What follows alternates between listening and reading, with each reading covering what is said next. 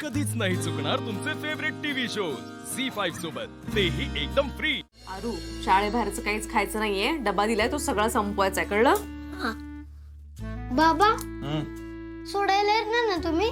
बाळा आता सोडायला न्यायला मीच येणार। आणि उद्या तुझी पालक मीटिंग आहे की नाही, त्या मीटिंगला पण आम्ही दोघं येणार आहे। तुम्ही दोघे एकत्र आजवर कधी नाही आला आणि आता कसं? बाळा आता असं कधी होणार नाही। आता आपण लई मज्जा करू, फिरायला जाऊ, खेळू, नाचू, सगळं करू। आईस्क्रीम खायला गडावर सगळीकडे सगळीकडे जायचंय। हं? सुजय, काका आम्ही खेळायला जाणार आहे, फिरायला जाणार आहे, आईस्क्रीम खायला जाणार आहे। तू येणार ना? हो आपण सगळे एकत्र जाऊया।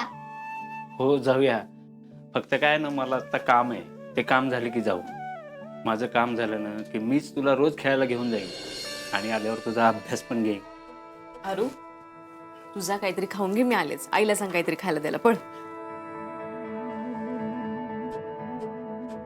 सुजय जरा बोलायचं होतं। बोल की दादा। आतापर्यंत जे काही झालं ते सगळं मागं टाकूया।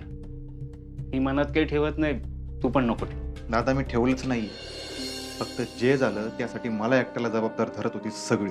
सुजय, अरे सर तेच म्हणतायत की मागचं सगळं सोडून देऊयात आता। हो, रुपाली आतापर्यंत जशी वागली किंवा वागतीये त्याबद्दल, म्हणजे मुद्दाम नाही करत आहे ती, एवढं कळतं रे दादा मला। त्याबद्दलच बोलायचं होतं। बोल। रुपालीची परिस्थिती अत्यंत नाजूक आहे। परवा डॉक्टर म्हणाले की तिला मेंटल हॉस्पिटलमध्ये ठेवावं लागेल। आप्पी बोलली मला। त्याबद्दलच बोलायचं होतं। म्हणजे काय, आपण घरीच नर्स ठेवून तिचे उपचार करतोय, पण फक्त तुला पाहिलं की, म्हणजे आठवत नाही का तिला, पण ट्रिगर होती ती, म्हणून कळलं मला। फक्त रुपाली हॉलमध्ये असताना तू खोलीत किंवा तुला घराबाहेर राहता येईल का? काय अडचण नाही दादा मला। मला माहिती आता तुझं काय चाललंय ते। वहिनी जेव्हा जेव्हा हॉलमध्ये असतील ना, तेव्हा मी त्यांच्या समोर येणार नाही। देव करो वहिनी लवकर बऱ्या हो। आणि सर, काहीही लागलं ना अगदी बिंदास सांगा, आम्ही आहोत। रुपाली ते जोपर्यंत बऱ्या होत नाही ना, तोपर्यंत आपण सगळे मिळून त्यांची काळजी घेऊया। हो, येतो।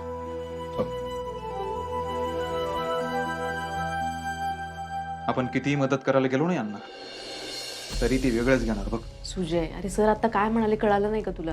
दादा मला खुनी म्हणलेला मी कधीच विसरणार नाही। अरे असं कसं चालल? हे बघ पिऊ, मला असं या घरात राहायचं नाहीये, म्हणून मी दादाला हो म्हटलोय। आणि तू इथल्या कुठल्या भानगडीत पडू नको।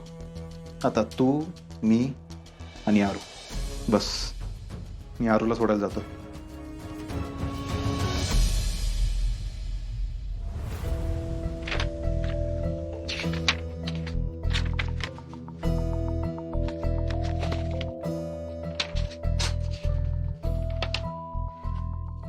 अहो,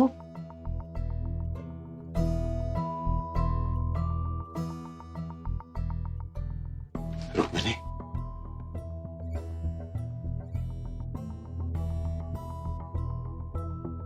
किती दिवसात तू इकडे आलीस?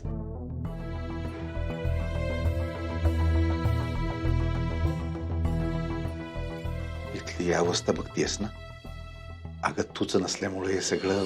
त्याबद्दल काय बोलायचंच नाही मला। हे तुम्ही तुमच्या हाताने करून घेतलंय।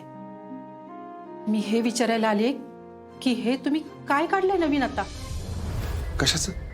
तुम्ही खरंच त्या मनीच्या नावावर करणार आहेत का जमीन? काय करणार, दुसरा पर्यायच नाही आता।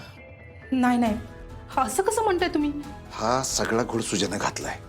त्याला थांब थांब म्हणत होतो, पण ऐकल तू सुजा कसला? पण सुजा आपल्या पोटचा पोरगा आहे आणि आज ना उद्या त्याच्या नावावर करणार होतोच की आपण। हा पण हे त्याला कळायला पाहिजे ना, हे सदा न कदा आपला घोड्यावरच। तसं ना, मग मी म्हणत होते त्या मनीचा काय संबंध आहे इथं? आई त्या बिळावर नागोबा होऊन बसली। हो कळतंय मला, पण ती इथनं जर गेली ना तर आपल्या डोक्याचा किती मोठा ताप वाचेल माहितीये का तुला? ते झालंच हो, पण तिच्या नावावर काय करायचं नाही बघा। प्रॉपर्टी घेतल्याशिवाय ती इथनं हलणारच नाही। ते तुम्ही बघा, आता घरात राहून काय कमी कारस्थान करते बाई ती? तिला पाहिजे तसं होतच आहे की. अगं म्हणून तर म्हटलं आणखी काय करायच्या आधी जाऊ दे तिला. पण असं काय नावावर करणार आहे म्हणे तिला. तेच तर बघत होतो ना मी काय काय करता येईल. हे बघा, थोडं देऊन तिचं समाधान होणार आहे का? अहो तिला जरा दिलं तर आणखीन मागेल ती. या प्रॉपर्टीपेक्षा ना तिला आपल्याला त्रास देण्यात जास्त सुख मिळतं. पण मग रुक्मिणी अगं करायचं तरी कसं? मी काय म्हणते, तुम्ही तिला नुसतं झुलवत ठेवा. द्यायचं काय नाही आपण. बहीण म्हणून घेतली तिला घरात मी, पण तिनं काय केलं?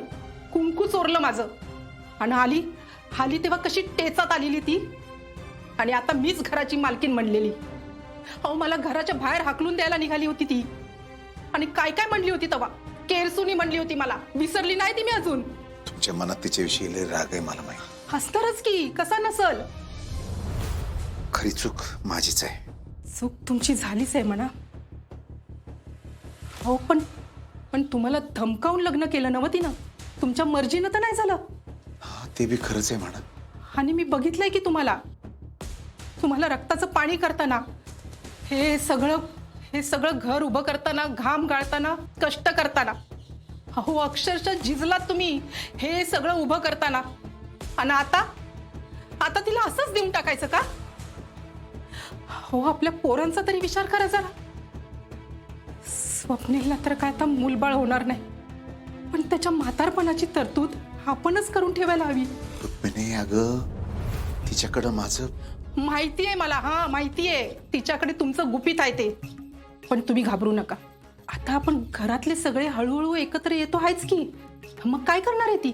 अख्खं घर कायमचं तोडायची ताकद आहे त्याच्यात रुक्मिणी.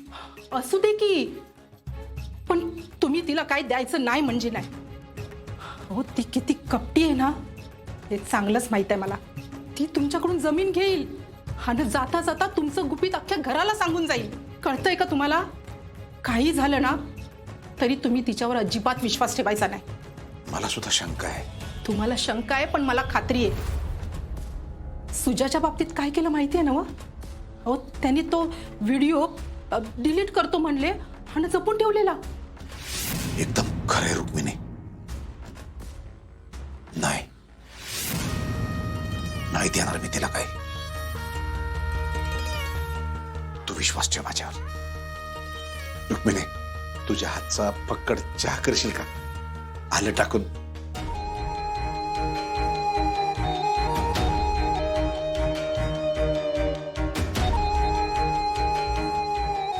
यातनं मार्ग काढायचा कसा?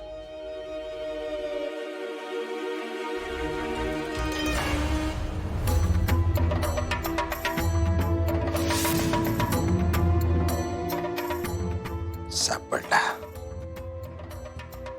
मार्ग. सापडला.